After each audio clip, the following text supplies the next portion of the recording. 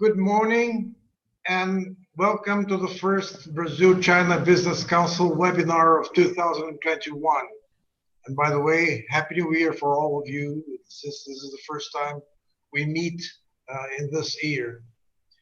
I am Luiz Augusto de Castro Neves, President of the Brazil-China Business Council, or CEBC according to its name in Portuguese. Today's topic is China's Grande Estratégia, a reference to the new long-term view of Beijing leaders, a view that combines the upgrade of the domestic economy and the increase of China's global influence. Our event is sponsored by Banco Bocon BBM, a member of the Brazil-China Business Council. We are honored to have with us Jonathan Thembi, a British historian, analyst, and writer who heads the China team at the T.S. Lombard Consultancy. Jonathan has a deep understanding of China. He is the author of 8 books and regularly visits the country. I am sorry to inform you that Roberto Castelo Branco, the chairman of Petrobras, had an unexpected demand and will not be able to join us today.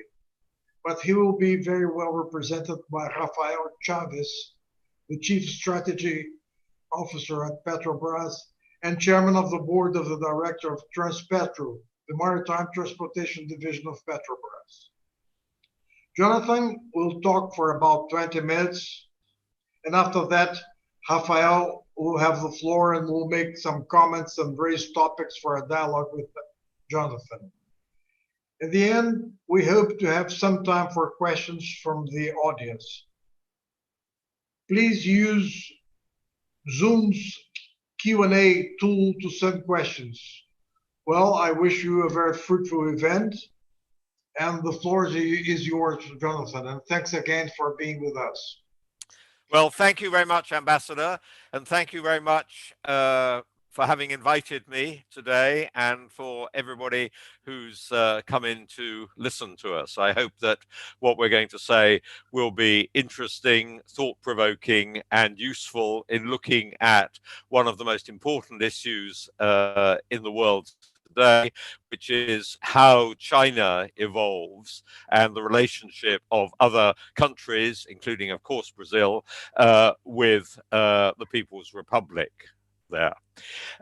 It's very good to speak to you. I haven't been to Brazil for a little while, but hope that when this pandemic is lifted, it will be possible to make another visit to your lovely country there. Well, to speak to the subject that I've chosen today, the challenges of heightened confrontation with the United States on top of its own growth momentum and the political and social development of the country, and then the COVID-19 pandemic, have accelerated China's adoption of what I call a grand strategy for its evolution, both internally and externally, both economically and politically. And this is not merely a matter of the tariff war under Donald Trump. I think that there has been a systemic shift, both in the United States and in some other Western countries, and in China itself in recent years, which may have been to some extent camouflaged, overlaid with the sound and fury that we had from the White House under its last inhabitant. The two facets of China's strategy are designed to fit together: economic development and political control at home and influence abroad, forming the base for this broader strategy, which we will be talking about. This will obviously shape the relationship with the incoming Biden administration. And all the initial signs from Washington are that the new people there will be as tough in inverted commas, with China as Trump was. They will operate in a different style. They will be more coherent, more cohesive, less shooting off at the hip. But I think the substance of China, of dealing with China, remains largely unchanged on a bipartisan basis in the United States. Tony Blinken, the incoming Secretary of State, was quoted yesterday as saying, "We have to be able to approach China from a position of strength." And Blinken and others who served in the Obama administration are moving away, have moved away quite radically from the earlier American engagement attitude towards China, which I'll come to in a minute. But this, as I say, applies on both sides of the US-China equation, and will affect very much internal policy making in China as the People's Republic consolidates its role as the fastest growing major economy, aiming at annual growth maintained at an average of 5% for the next 15 years, and with an increasingly ambitious international political agenda centered around the figure of Xi Jinping and the strengthening of the Communist Party rule in the People's Republic. Building on the evolution of policy which we've seen under Xi Jinping, who took over the leadership in 2012, so that's now 8 years, the new trajectory will aim to strengthen the domestic economy as it moves up the value chain, boosts consumption, encourages advanced technologies, reshapes supply chains, and lessens the risks bred by the growth pattern of the past. We can expect on that basis, I think, more defaults, more careful watching of the debt build-up, and a more prudent approach to economic policy as a whole. Abroad, China will advance its interests both regionally and globally, while seeking a greater voice in international organizations. And the recovery from the COVID-19 pandemic, both in the economy and in bringing the disease under control. We're now down to a few dozen new cases a day in China, is being advanced as evidence of the superiority of the China model over Western democratic capitalism.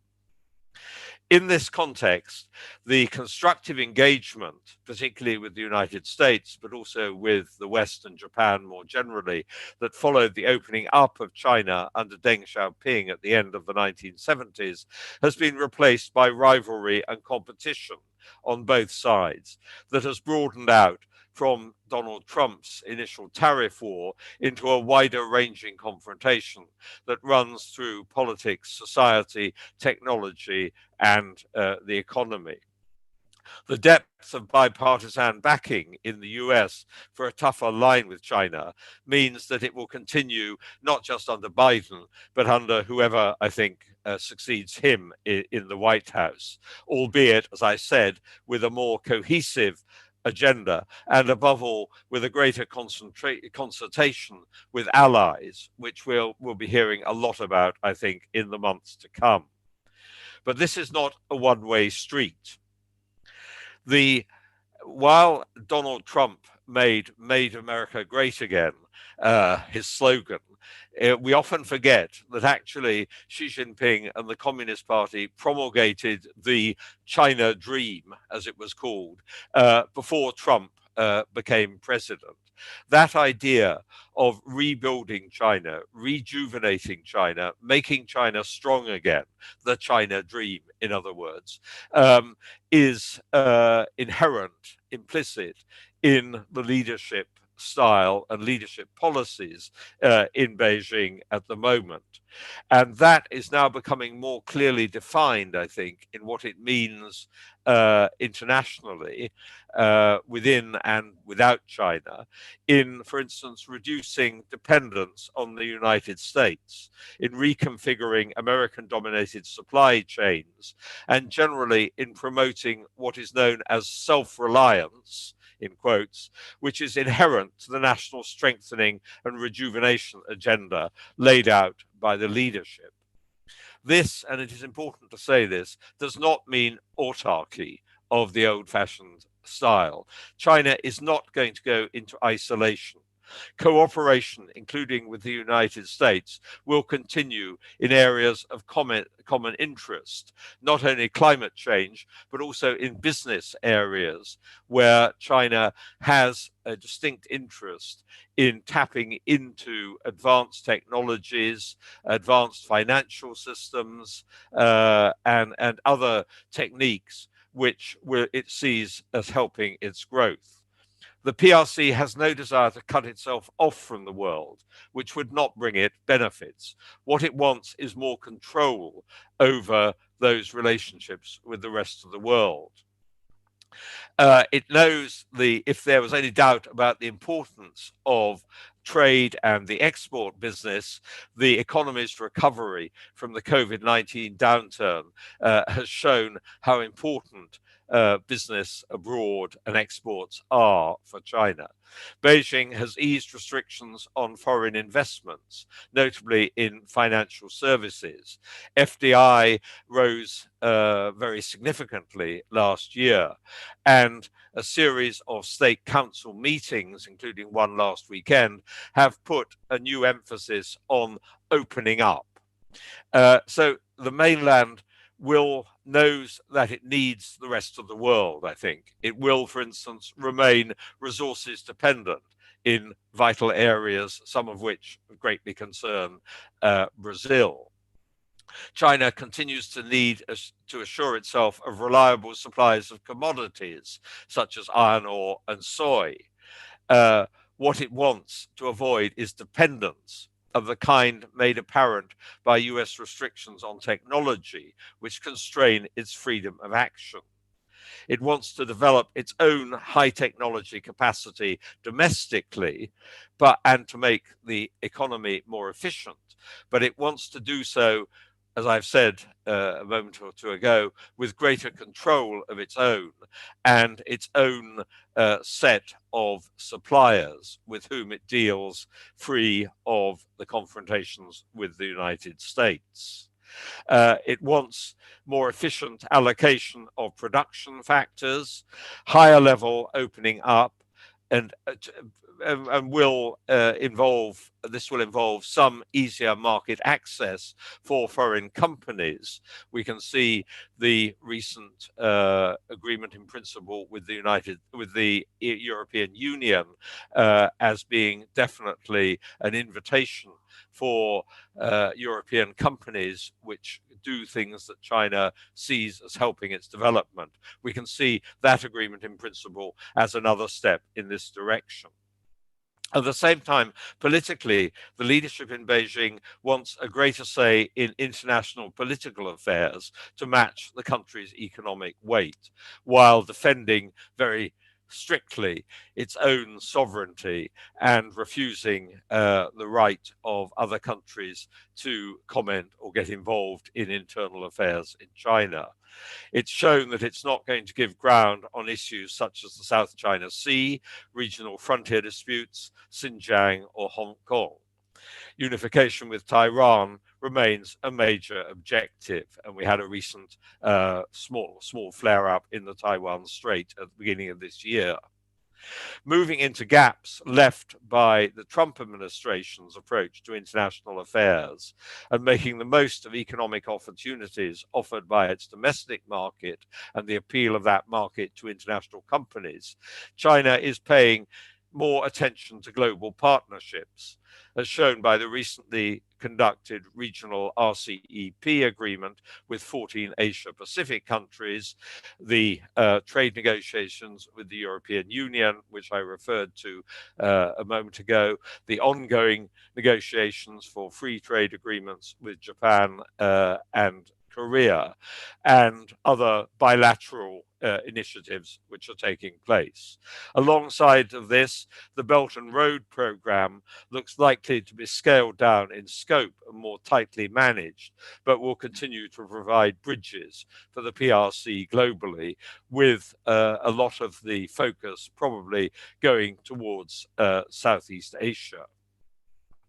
So, though the leadership in Beijing keeps referring to the uncertainties and dangers of the present international situation and emphasizing the struggle, which is the word it uses, which China faces to establish itself and make its model more efficient and more of a model for a country growing as big as China. I think it's clear, it's fair to say that the leadership is in a fairly confident mood, especially after getting on top of the pandemic and with growth reviving indeed. But its strategy is still to be tested. This strategy which I've set out of building up the base, of making the base less dependent on the old nostrums of big injections of capital and investment, breeding more of a consumer economy. That building up that base is a medium to long-term project. And equally, the growth of international relationships, which I spoke of in a moment, is again work in progress. So to come back to what I was saying at the beginning and what the ambassador was referring to, this is this is perhaps the major global issue, whether how this China model, how this China strategy works itself out, the combination of domestic and international factors and elements. And it is something that we will certainly have to watch very carefully over the coming years and perhaps the coming decades. I'll stop there and hand over to Raphael for any questions I may have provoked. Thank you, Jonathan. Raphael, we have the floor. Thank you, Luis, for this opportunity. Good morning for every 108 participants. I start all my talks now wishing you healthy, and thank you for your attention. Jonathan, thank you for sharing your views about China. It's a privilege for me. We met 10 years ago when I used to work for Brazilian iron ore company. Now I'm working with an oil company, and we have a lot of relation with China. So it's a lot of complementarity between the economics of Brazilian and Chinese. So it was a great talk. You highlight the political driver of the China. They are pragmatic in promoting economic growth. In the end of the day, the politicians, they are trying to reach a better welfare and increasing income and consumption and welfare of society. So I sense that Chinese, as you mentioned, are very pragmatic. You mentioned the China dream, and you have the Trump slogan, "Make America Great Again." And sometimes the challenge is when different countries try to explore how to cooperate and how to make a profit relationship. I hope that this new Biden administration and the pragmatism coming from the Chinese, Xi Jinping, help these big countries to explore cooperation and to recover this globalization process and more trade. So going to a quick question for you, I would like to know your view. If you look to the Chinese economy as you talk, in the past used to grow at 2% digit before the subprime crisis. Now expectations more for a 5%, We have the end of the urbanization boom, and also we are changing for a more increasing service share of the GDP in the Chinese economy. So this changed a lot the domestic factors in China. So are we expecting more limits on this ability to central planning the economic growth as we have more service, more consuming, and more urbanized economy?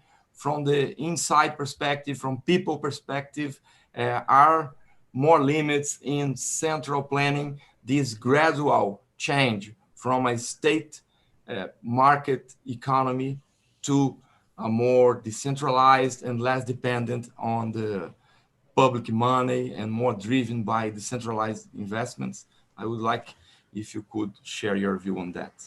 Yes, well, to start with, I think the central political power will wish to remain strong in China, but it will allow more market decentralization, which you mentioned there, as a means of increasing efficiency. I felt for quite a few years now, and written a number of pieces on this, notes, that what Xi Jinping and the leadership really wants is for the economy to be more efficient. They want less misallocation of capital. They want less feather bedding by vested interests. They want, obviously, less corruption, which was the big anti-corruption campaign motivation.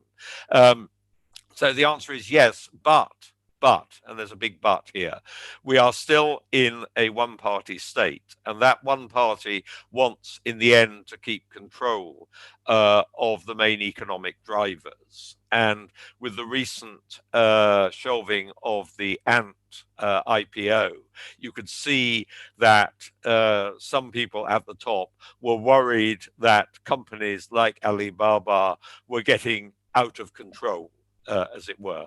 So it's a very nice balancing act that has to take place between control and using the more efficient influence of the market, I think, that we're going to see.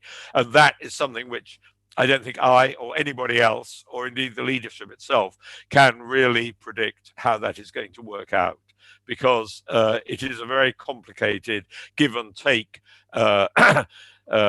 process, particularly in a country as large as China, with strong regional strength, regional influences, regional factors, which have to be dealt with, and with important vested interests, which have grown up over the years, during the years of expansion. Thank you. I would like also, Jonathan, to take Petrobras as an example to make a more broad questions about your perspective for next move in China, become more globally. If you look to Petrobras, we have partnership with the Chinese, for example, in Búzios, to partnership in investing in our oil reserves. CNOOC and CNPC are putting money and investing here in Brazil. And if you look to the trade perspective, the same. More than half of our oil exports is going to Chinese markets. So China is become more present globally in terms of trade and also in terms of investments.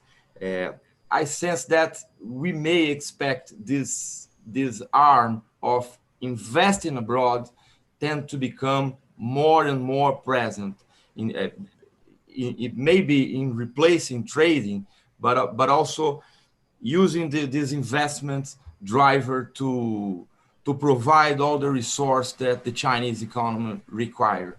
So in light of that, a question is the Chinese politicians are willing to open for reciprocity to receive abroad investments, to receive international firms investing inside China? Do you think that this movement from the Chinese perspective to be investing more in other countries is going to be some reciprocity and other companies investing in China as well, make this globalization movement stronger? Yeah, I think there's no straightforward yes/no answer to that. It will depend upon the cases. China will be very, very reticent, very reluctant to allow foreign involvement, intervention in anything it considers as being part of national security there. So we have to look at that.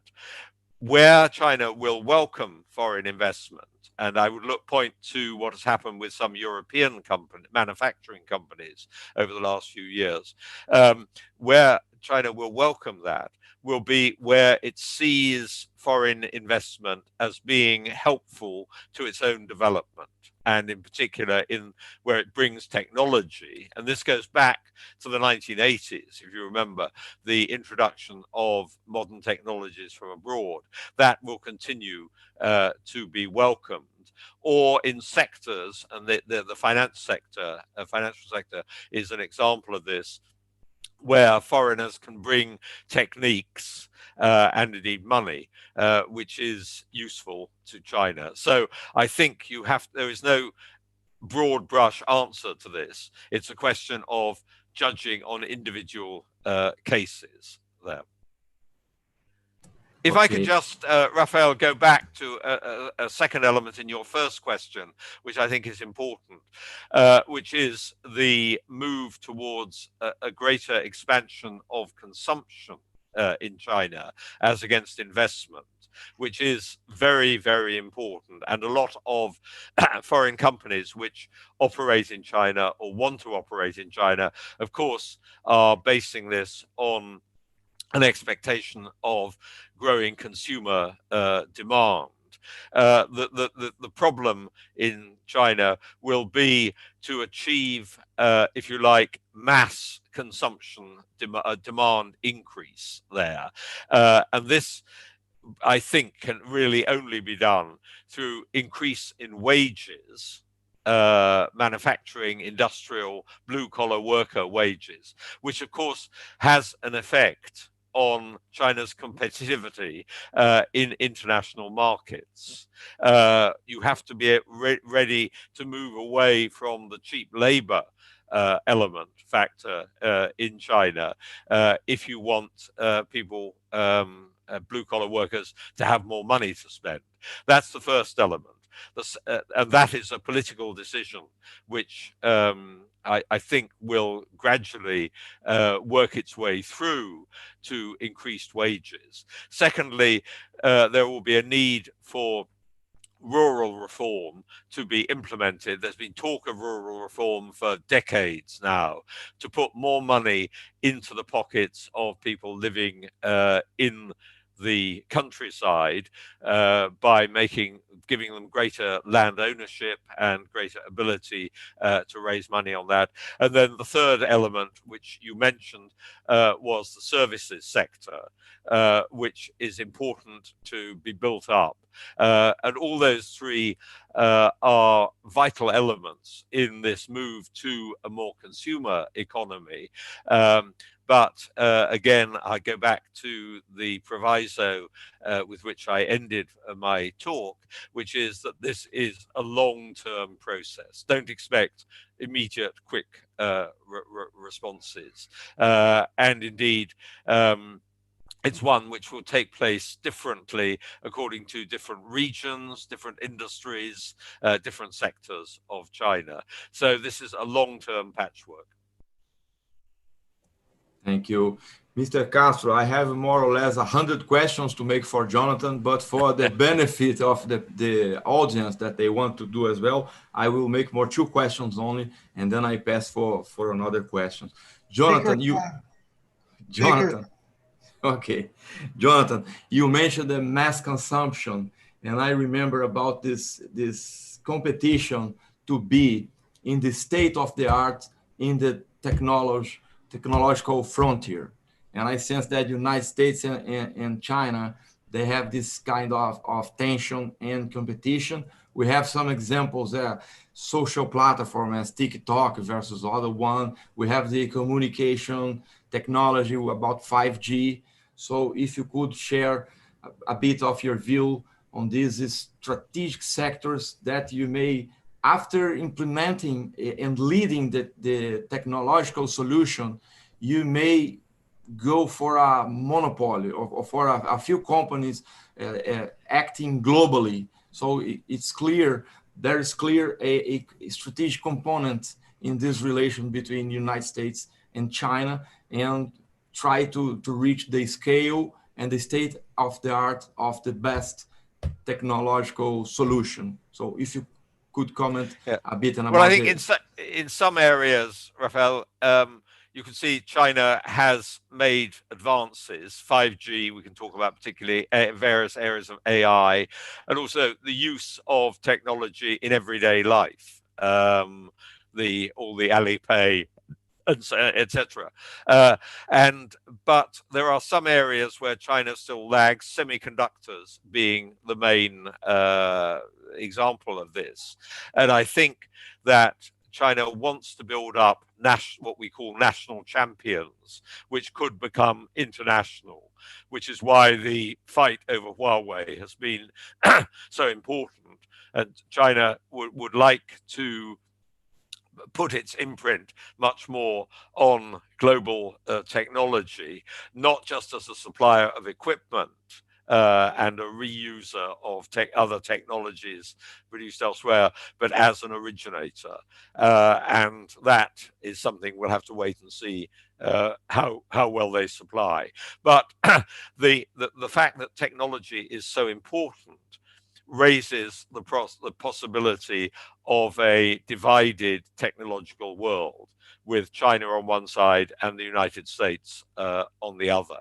And I think China regards technology, and the Trump bars on exports of technology have underlined this. China regards technology as an absolutely vital matter of national security now, and so does the United States.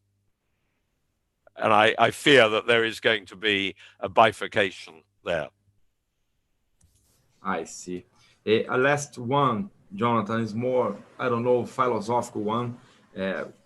Recently, we saw this episode of Trump being banned from the Twitter and a role for privacy. And I listened from some colleagues, economic colleagues, stating that, you see, we need some state in the economy. A little bit of what happening in the subprime crisis, when market fails, then some economists start to say, okay, we need more plan, we need a strong state to control the economy. Markets are incomplete, markets cannot provide the correct solution. So, but we see the United States with Biden, at least it's my expectations, to increase global trade, advantage comparative, open to trade, and to have this decentralized markets with innovation, pushing economic growth.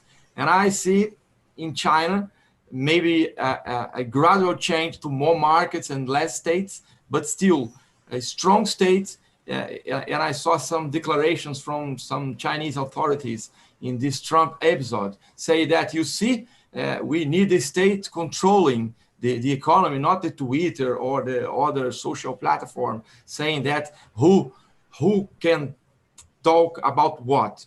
So in your view, is the model of United States economic growth is converging more to Chinese style, or is the other hand, the Chinese economic model converging for this type of the decentralized market with a small state and much innovation and decentralized markets providing the growth, technological improvement, and welfare for people? I think to pick up the second part of your question first, in China, the state is always going to remain extremely important, with the political part, the monopoly political party, the Communist Party, in charge of that state. And it is going to make sure that remains the center. As Xi Jinping has said, it's the east, west, north, south. It should be the center for everything. The question rather is how far that state can impose its central orders on provinces, individual industries, vested interests, and so on. And that is something which I think we're seeing, for instance, with the Alibaba case, the state trying to assert itself there. But undoubtedly, as the economy grows, there will be more room for non-state actors. There will have to be, and this is recognized, I think, by the planners at the State Council, who have regular meetings on opening up basically the market. The trouble is the politicians want to keep it under political control. As for the United States, I think, I'm not an expert on the United States, but there is a broad recognition that the state, the central state, the federal state, has retreated too far, and that it needs to return as a provider of security and livelihoods for citizens. But certainly, Raphael, to pick up what you were saying about the Chinese reaction to COVID and the economic story of the last year, there's no doubt that Xi Jinping and his colleagues will continue to proclaim that the nature of the Chinese state had made it possible for them to get a much better control of the pandemic than was the case in the United States or other similar democratic capitalist societies. Thank you, Jonathan. Before leading to you, Luis, I would like to thank you very much, Jonathan, and tell you that it was even better than 10 years ago. Thank you very much for your insightful. See, as I get older. It's good to see you and Juliano, and I would like to apologize again in the name of Roberto and let you know that, believe me, if Roberto could choose, he would be here with us. He preferred to be here with us. Well, we'd like him to be here. Do give him our best regards. Our very best my apologies. I'll be in touch with him. Okay. Thank you, Jonathan. Thank Luis, you, and thank you for your questions. And I don't know, can I ask you a question back? How do you see China evolving? How do you see the economy moving? Okay, I was not expecting, but I am going to share my economist view on that. I'm concerned about this more consumption, more internet, more people in the cities, for some pressures as the economic growth become slower. There was some political guy here in Brazil, I don't remember, maybe some president, that used to say that to a state controlling the economy is required at least 2 digits of economic growth components. Then people can tolerate that. So my main concern about China is the ability of the politicians there to still plan this gradual transition for a more market and less states.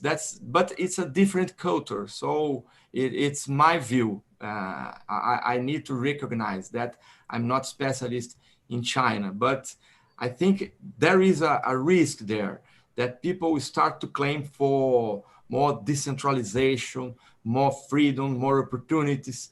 And if you see the currency and the restrictions that you have on currency on mainland, and then financialization, there is some sort of asymmetry between people inside China and outside China. And so I see that as a main. And if you look nowadays, this social platform, and you cannot control anymore the information, people start to think about, sometimes I'm not saying that and not claim that the information is being improved.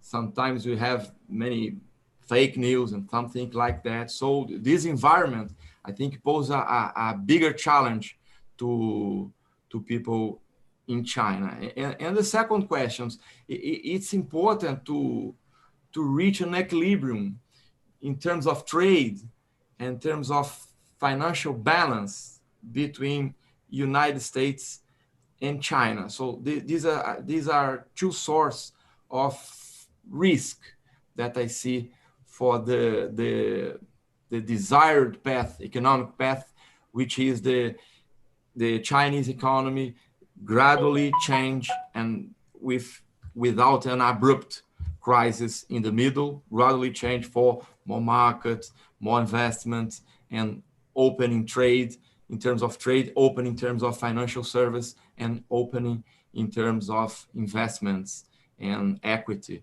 relationships. So these two points of attention is the imbalance between the Chinese and mainly United States in terms of trade balance and debt.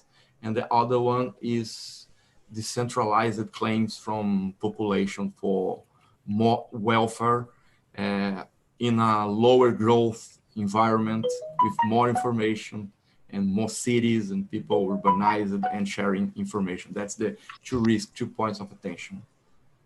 Thank you. Thank you. Thank you, Jonathan, very much. And I lead please, Luis, I pass the word to you. Thank you, Rafael. It was the most interesting exchange between you and Jonathan, two experts. And I must admit that I had a lot to learn about China with both of you. But being with the floor, I cannot resist the temptation to raise two issues for both of you. And since we are speaking of grand strategies, I would like to issue the possibility of a second Cold War in one hand, and in the other hand, the question which is linked to the first one, the space for the United States in East Asia. About the Cold War, people tend to compare with the Cold War that existed in the second half of last century between the US and the West and the Soviet Union,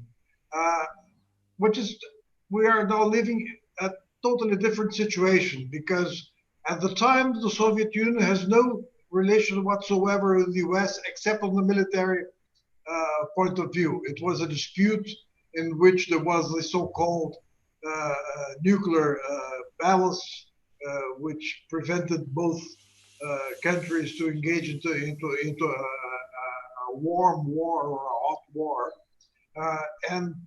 But now we have between US and China, the cooperation area between the US and China is much greater than the points of disagreement.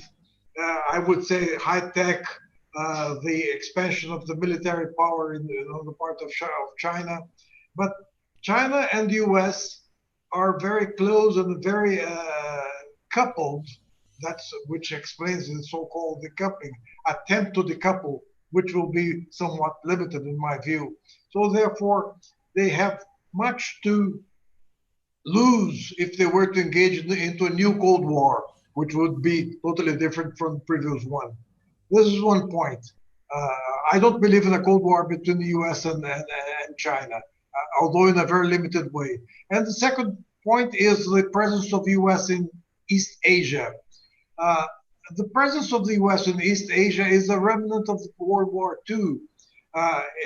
There are some points which justify or explain its presence. One is the Korean Peninsula. The other is the so-called historical liability of Japan vis-a-vis the other Asian neighbors, and China in particular. The other was the question of Taiwan. And the question of China presence in the South China Sea, to the extent that these issues are being solved or at least dealt with by Asian countries, but those countries which are geographically present and directly involved, to the extent that those issues are being solved, the space for the US in East Asia will greatly diminish. So I have sometimes the sensation that China is trying to develop a sort of a moral doctrine for Asia, to the extent it will be Asia for Asians. I would like both of you to comment on that point, those two issues. Well, if I could jump in first, Luis. I think the use of the word Cold War is misleading because, as you pointed out, there is a complete difference in the relationship here. I mean, you know, we've recently had American big investment financial houses going into China, investing in Chinese bonds, investing in Chinese markets. We have Western companies absolutely vital for the production, for instance, of motor cars in China. We have this business and financial interaction, which we certainly didn't see in the Cold War. So the word Cold War is wrong. There is a rivalry, a political rivalry between Beijing and Washington, which is there. But we should not use the word, I don't think, Cold War at all. I'd agree with you there. As for East Asia, well, we're in an interesting process here because quite a number of the countries in East Asia have benefited economically from China's rise, but at the same time have wished for the United States strategic protection and in the region. Now, whether we call that in England cakeism, you have your cake and eat it at the same time. Now, whether that is going to be tenable or not under the new strategy by China, which I mentioned in my talk, is really the big question here. The US, I think, still sees its presence in East Asia as being part of a global role, which Donald Trump did not hold very dear, but which the Biden administration, we're told, will put much more emphasis on, and how countries like Japan and South Korea will navigate between the US strategic protection umbrella for them, which, although they may not say it too often, means against China, between that on the one hand and the economic benefits of being part of the greater Chinese market, supplying the greater Chinese market, if you like, is going to be one of the big tests, which I mentioned at the end of my talk. So you're right, you're absolutely right to raise the question here, but I'm not sure what the answer is. Okay, that's. I think a good question, Luis. I will be very quick comment. I sense that there is no way to have a Cold War because in the past the political economy model was very different between the Soviet and United States, and now the states are more similar.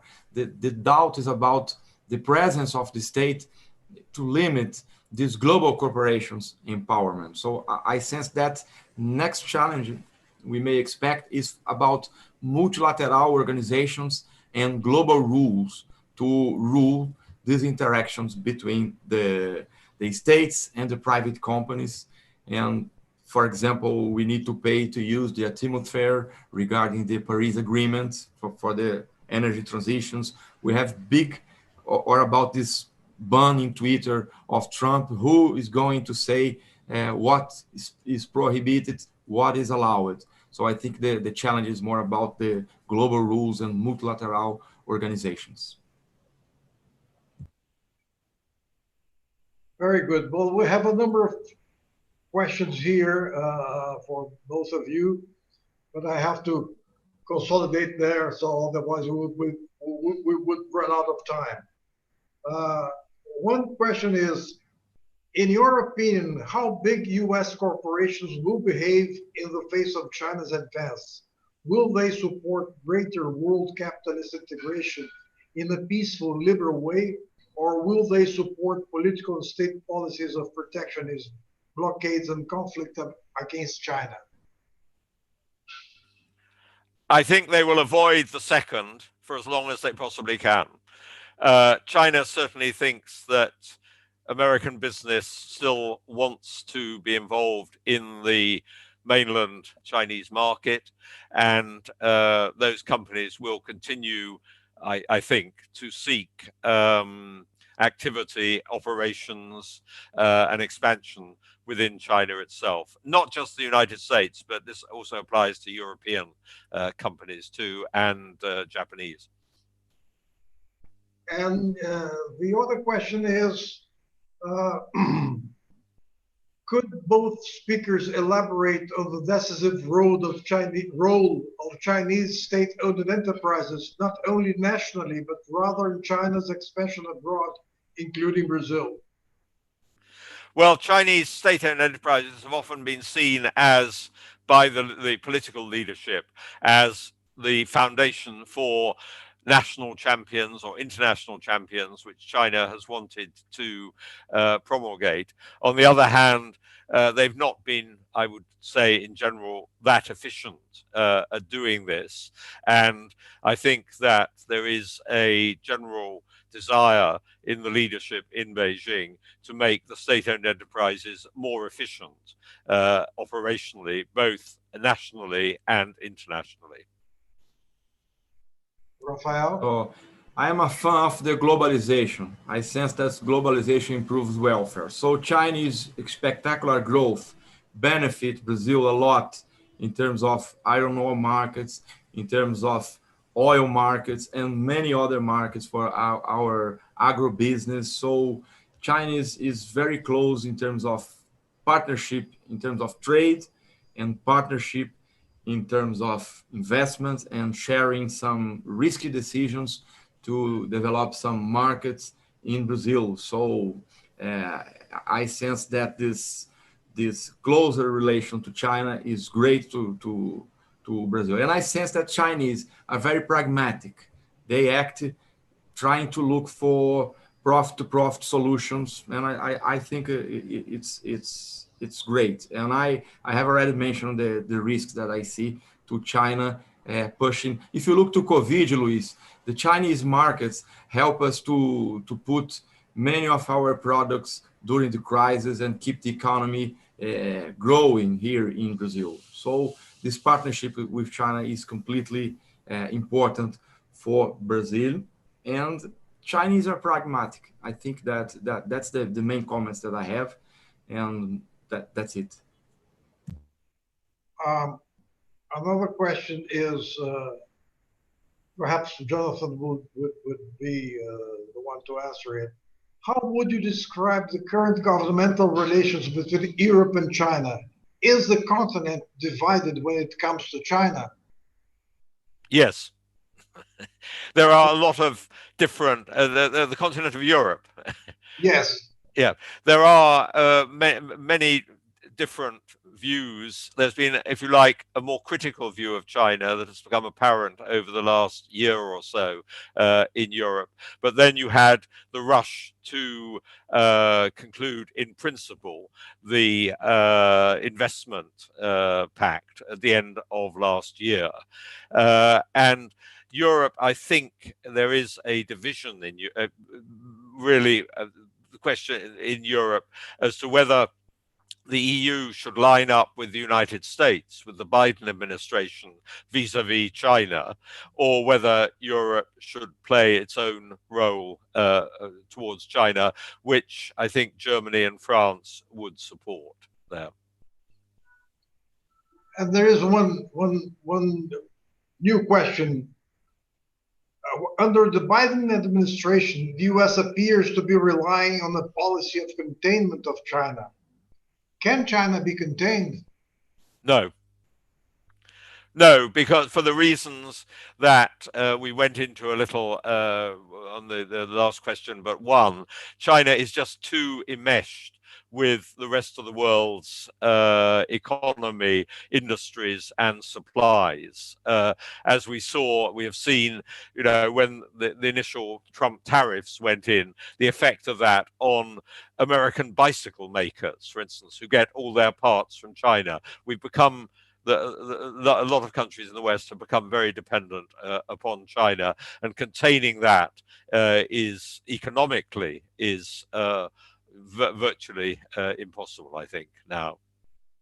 I agree, Jonathan. It shouldn't be contained. We need to benefit for the economic growth and this globalization movement, in my views.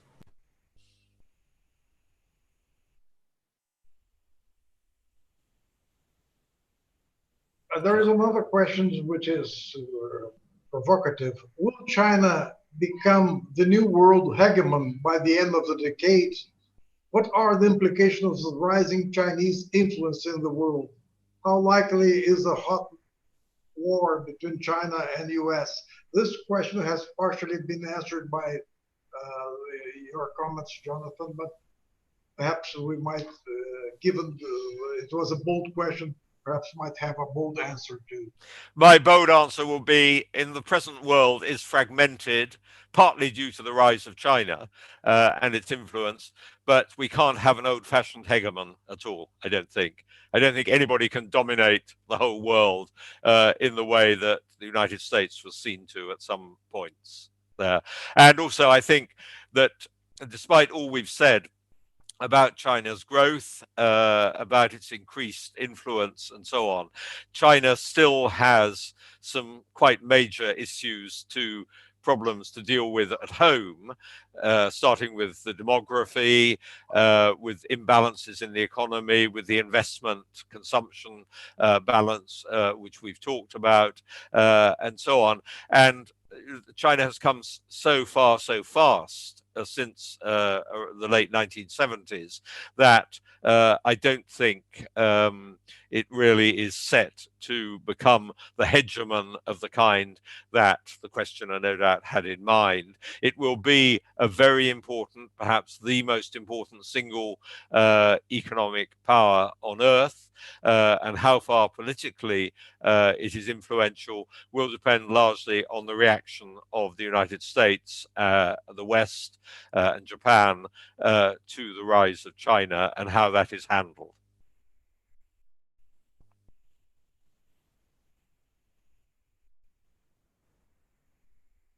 It was on mute, Luis. Tá no mudo. Mute. Embaixo, you hear me now? Yes, we hear you. Okay. And in your opinion, how big U.S. corporations will behave?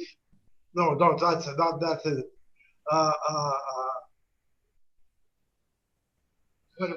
How will China try to have greater control over its suppliers? Do you think they will increase investments abroad in key sectors such as infrastructure and suppliers in general? Rafael, do you have a view?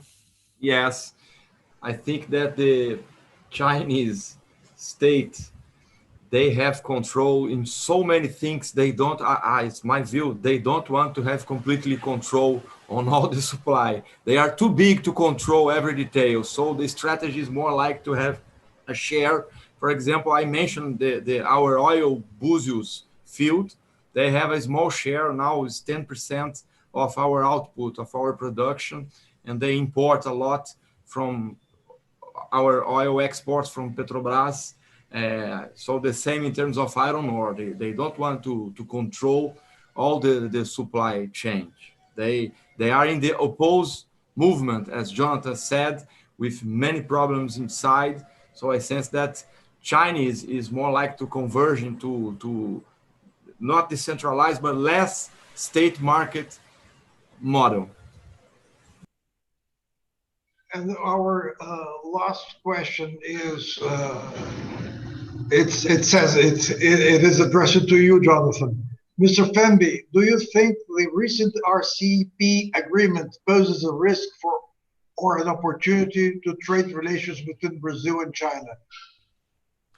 I think that if Brazil can work out its relationship with the RCEP, that would be advantageous. The RCEP, the whole growth of the East Asia area is going to be the big story globally of the next 10 to 20 years, I think.